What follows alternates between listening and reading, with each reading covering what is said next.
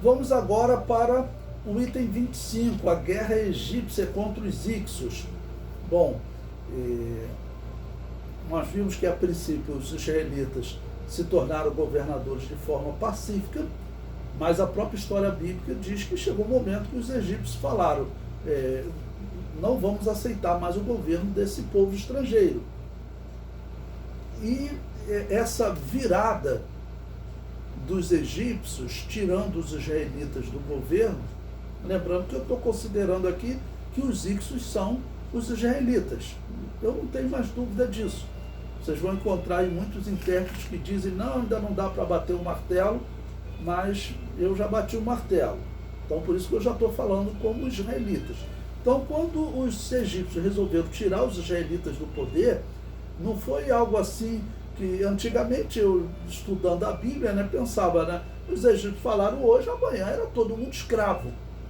Não, a arqueologia mostrou que houve guerra longa, com muitas mortes, porque esse povo, esses Hicsos, esses israelitas, eles construíram muitas fortalezas, eles desenvolveram muitas armas que os egípcios usavam também.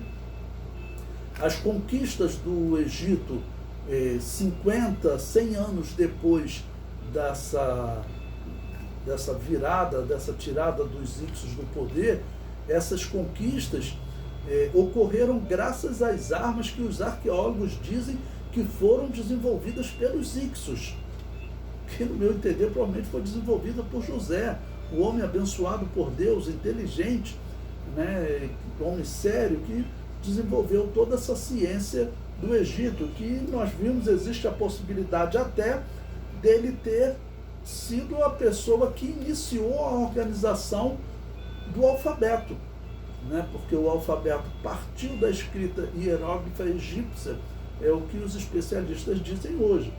Então são evidências muito interessantes para nós. Então vamos ver agora sobre essa guerra egípcia contra os Hicsos.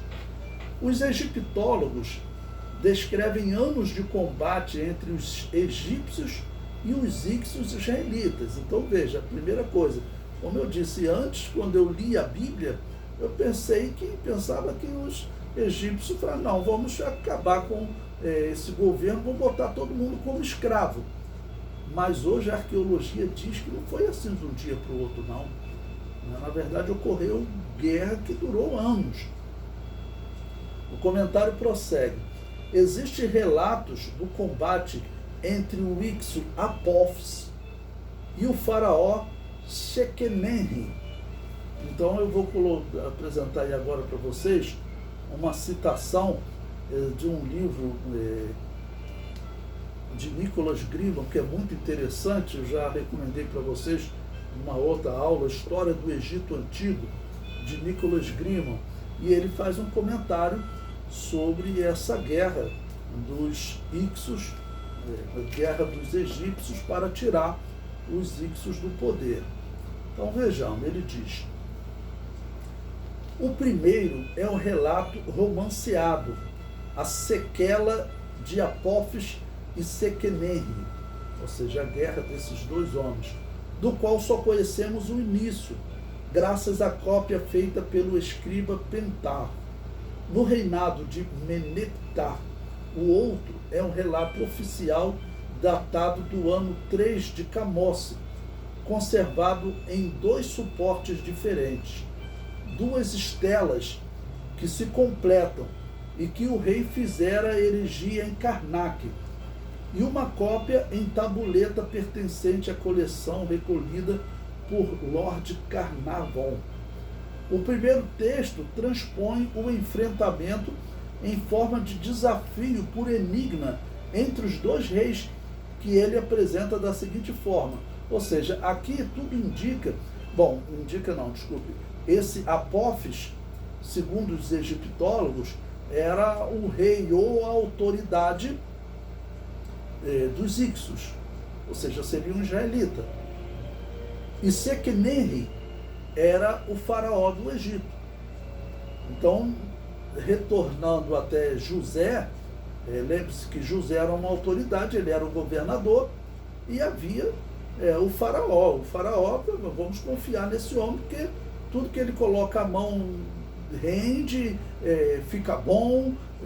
Usar o termo abençoado, que é o termo que a gente usava, ele não usaria, né? Mas ele usava a coisa fica boa, então vamos confiar nele. Então, até esse momento, ainda havia um líder israelita e um faraó, ok? E aqui vai começar um problema com esse homem, exatamente para tirar, vamos dizer, Apófis, tirar esses israelitas do poder.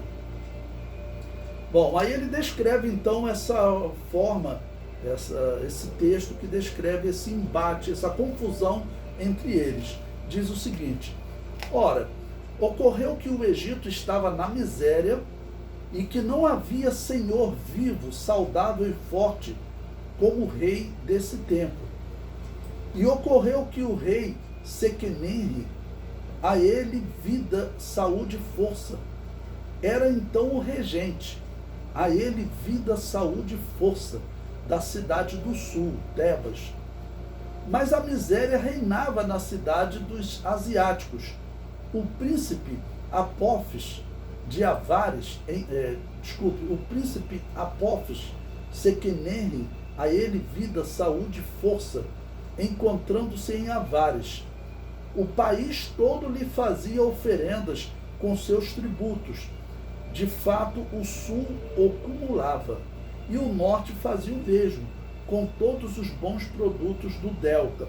Delta é a parte final do rio Nilo, que é a parte mais larga do Nilo, que ocorria a enchente especial e onde eles cultivavam mais trigo. Então o rei Apófis, a ele vida, saúde e força, adotou como mestre Suquete, que seria o nome de Sete, aquela divindade que os egípcios adoravam há bastante tempo. E não servia qualquer outro deus de todo o país, a não ser Suquete, ou seja, esse deus Sete. O que ele está dizendo aqui, bom, tratando que esse Apófis, ele seria um israelita, eles teriam adotado uma idolatria no Egito, e seria Sete. Quem é Sete? Lembre-se, é o irmão de Osíris, que é o irmão de Caim. Como eu falei para vocês, Osíris é Caim, tá bom? E o irmão de Osíris se chamava Sete. Então, como os israelitas são descendentes de Noé, que por sua vez era um sumério, era descendentes de Sete, então, para justificar uma divindade, eles teriam adotado essa divindade, Sete. Né? Por quê? Você acreditar num Deus invisível, isso às vezes cria problema para os outros povos que achavam que todos tinham que acreditar em algum Deus. Mas que Deus é esse que ninguém vê? Você tem que ter uma imagem dele. Você veja que ignorância, né? Os romanos e os gregos, eles acusavam os cristãos de serem ateus.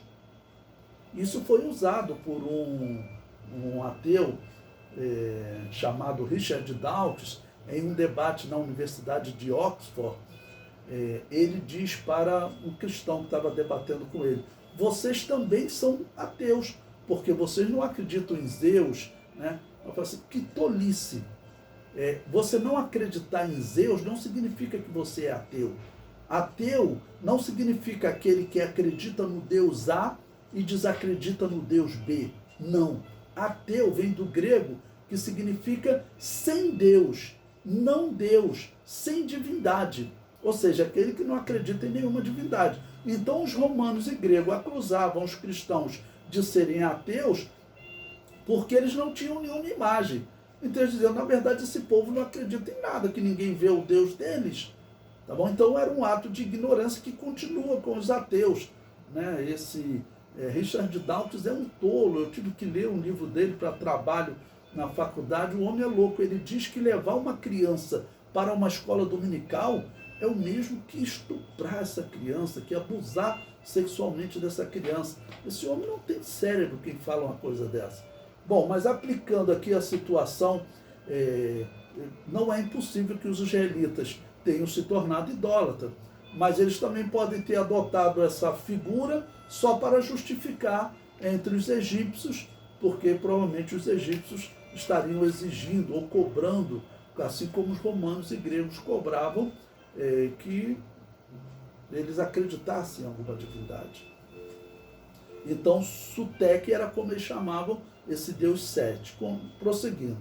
Então, os israelitas, ele diz, construiu-lhe um templo, fazendo um trabalho bom e eterno, ao lado da residência do rei Apófis.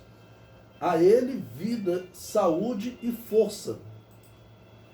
Comparecia ao nascer do dia para oferecer cotidianamente sacrifícios a Sutek, ou Sete.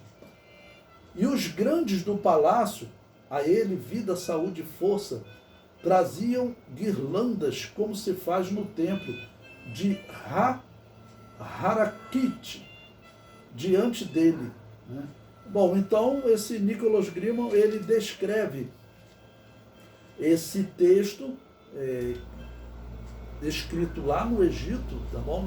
Nessa época em que estaria surgindo essa intriga, essa confusão entre esses dois reis. E Nicholas Grimond prossegue, né? Isso aí foi na página 201, 202. Depois, na página 204, ele faz outro comentário. Eu recomendo a vocês esse livro, é muito bom. É claro que ele não diz que os Ixos são os israelitas. Bom, ele prossegue então agora falando de um faraó chamado Ahimosses. Eu aproveito aqui para comentar com vocês, foi uma pergunta de um aluno, até antes de iniciar a aula, se o nome Moisés era um nome egípcio ou hebraico. E observe o nome desse faraó, Ahimosses, né, em vez do nome de Moisés, Moses. Então, tudo indica que o nome Moisés é um nome egípcio, porque a Bíblia diz que esse nome foi dado pela filha do faraó. E essa filha do faraó, nós vamos identificar essa mulher, muito provavelmente, essa mãe de Moisés já foi identificada, ela se chamava Hatshepsut, e ela é descendente, ela é da família de Ahimosses. Então, Moses, provavelmente, daí vem também o nome Moisés. Bom, então, Nicholas Grimond, ele prossegue. Ahimosses deve ter reiniciado o combate contra os Ixos por volta do ano 11 do seu reinado. Então, ele descreve, no seu livro, ele descreve que começaram a haver intrigas, porque os israelitas, eles estavam se destacando no Egito, eles estavam, por exemplo, enriquecendo, e havia miséria na terra. Por isso que eu comparei, mais ou menos o que acontecia na Alemanha entre a Primeira e a Segunda Guerra Mundial. Então começou a haver intrigas entre eles, tá bom? Sendo que a descrição dos egiptólogos é que os Ixos, eles estavam poderosos, eles tinham construído fortalezas e eles dirigiam essas fortalezas. E a quantidade do povo Ixo, dos israelitas, era muito grande, porque os israelitas viviam mais, viviam 100 anos, enquanto o egípcio vivia 40. E claro, como servos de Deus, eles sendo abençoados, eles assumiram realmente o poder do Egito, e eles possuíam fortaleza, diz a história, até fora do Egito. Em Canaã havia fortaleza dos Ixos, dos israelitas. Bom, então, começou com o faraó, e esse faraó Ahimosses, ele então deve ter reiniciado o combate contra os Ixos por volta do ano 11 do seu reinado. E a luta estendeu-se por vários anos no delta, resultando sucessivamente na tomada de Mênfis e de Avares. Lembrando, Avares é a cidade onde os israelitas viviam. E Mênfis era uma das maiores cidades do Egito antigo, tá bom? O domínio dos Ixos só foi realmente aniquilado um pouco mais tarde, quando as tropas egípcias se apoderaram da Praça Forte de Sharuhen, no sudoeste da Palestina. Então, veja, eles chamam de Palestina, né? Eu não gosto de usar o termo Palestina, porque foi o nome que os romanos deram para a terra de Canaã. Então, Palestina é a parte dos filisteus, e Canaã, a parte que os israelitas vão habitar. Então, observe, eles dizem que eles conseguiram tomar essa praça forte de Sharuhen, que ficava na região de Canaã. Ou seja, conseguiram tomar uma fortaleza importante dos israelitas. E diz que era a verdadeira base de retaguarda dos asiáticos. Olha que interessante. Pela descrição da arqueologia, os israelitas estavam habitando no Egito, mas a principal base deles foi lá na região de Canaã. Eles construíram uma fortaleza gigantesca lá naquela região. E eles chamavam esses Ixos também de asiáticos. Então, essa virada dos egípcios para tirar os israelitas do poder começou exatamente na tomada dessa fortaleza na região de Canaã. O artigo prossegue. Essa última etapa da reconquista ocorreu antes do ano 16 de Admoces. Então vocês vejam, né, que como está passando o tempo entre haver intriga, iniciar uma guerra, aí no ano 11, no ano 16, vamos dizer, as confusões, as intrigas estão aumentando, então, até eles conseguirem realmente escravizar os Ixos. O comentário prossegue. O relato mais detalhado que temos dessas campanhas foi feita por um oficial de Elcabe, Admés, filho de Abana, na autobiografia que se encontra no seu túmulo. E essa autobiografia também é citada por Nicholas Grimond. Então, olha que interessante, no túmulo desse general, ele descreve como foi o seu combate com os israelitas. Eu falo, isso assim para mim é de uma riqueza maravilhosa, porque nós temos na Bíblia o relato de um faraó, né, que não conheceu José e que viu que os israelitas cresceram muito e resolveu escravizá-los. Como foi essa escravização? A descrição está aqui. E esse texto, então, que Nicholas Grimond cita agora, seria de um oficial de guerra, ele descrevendo como foi essa batalha contra os Ixos, então contra os israelitas, né? Vejam que interessante. Em seguida, após ter constituído uma família, alistaram-se a bordo do Septentrion, pela minha valentia. Seguia então a pé o soberano, a ele vida, saúde e força, quando ele se deslocava no seu carro. Estabelecemos o cerco da cidade de Avares. Avares, lembrando, é uma cidade na terra de Gósen, ok? Essa cidade, ela hoje está coberta. Ela foi coberta por uma outra cidade que foi construída pelo faraó. Me fugiu o nome dele agora. Ok? Fugiu. Bom, então ele diz que estabeleceu o cerco da cidade de Avares. E diz, fizemos então o saque de Avares, ou seja, conquistou o local que seria a capital dos israelitas. Fizemos então o saque de Avares e eu levei um butim, um homem, 3 mulheres, 4 pessoas no total. Sua Majestade deu-me essas pessoas como escravos. Depois fizemos o cerco de Sharuhen durante 3 anos. E Sua Majestade fez o saque e os trouxe um butim, 2 mulheres e uma mão. Ganhei o ouro da coragem e recebi os prisioneiros como escravos. Então, veja, ele está descrevendo aqui exatamente a guerra, principalmente a guerra contra Avares, que seria a capital do governo israelita, do governo Ixo, ok? E essa fortaleza de Sharuhen, que ficava lá em Canaã. Pelo visto, os descendentes de José, os descendentes de Israel, eles estavam preparando talvez até um retorno para Canaã, já que estavam construindo fortalezas lá, tá bom? Mas eles não chegaram a uma situação de força tal que, vamos dizer, conseguiu fazer com que os egípcios não tivessem poder de escravizá-los. porque se os egípcios conseguiram escravizá-los, infelizmente, os egípcios ainda tinham um poder maior do que eles. Então eu achei essa descrição no túmulo desse soberano espetacular, porque no túmulo ele está descrevendo como ele guerreou e saqueou Avares e Sharuhen, que seriam Avares a capital do governo israelita, tá bom? E Sharuhen, uma fortaleza que eles teriam construído na terra de Canaã.